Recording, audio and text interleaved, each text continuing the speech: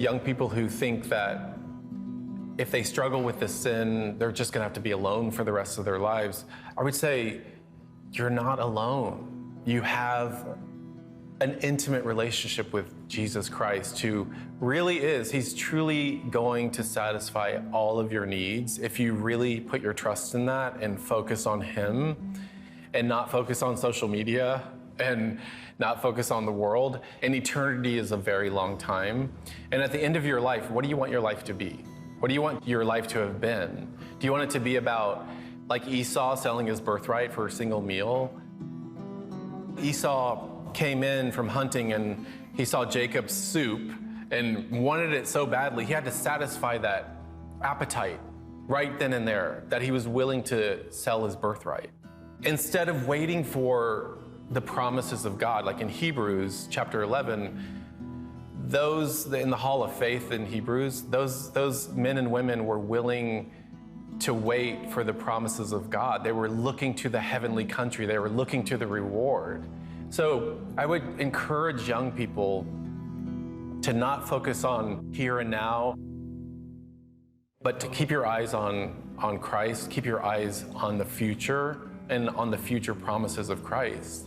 Because what's in store is so amazing that any kind of suffering that one goes through in this lifetime is nothing compared to what we are going to enjoy with Christ for all of eternity.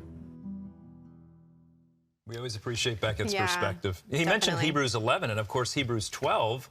The writer says, let's throw off all these things that entangle us, all these things that lock us up, so we can run the race, and let's fix our eyes on Jesus. And we read that and we say, yeah, amen, that's great. But sometimes, like he said, we get caught up in all this other nonsense. Yeah, I think we can get caught up in the here and now, which he talked about. You know, he encourages younger individuals and, frankly, everybody to not just focus on the here and now, but understand that there is an eternity, and where are we going to spend that? And I love how he brought up the Esau story of how he was willing to, he wanted to satisfy his appetite instantly, so he sold his birthright. How many times have we done that, trying to satisfy desires of the flesh? And I just think it's such a good reminder that, you know, think long term. What is that action going to create? Because unfortunately, we do have consequences for our actions. Colossians says, set your mind on Jesus, not on earthly things.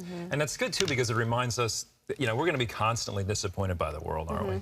Yeah. This is not our home, ultimately. This is not our home. It's a great perspective by Becket to think eternally. Definitely. Sometimes easier said than done, but good to remember. Absolutely.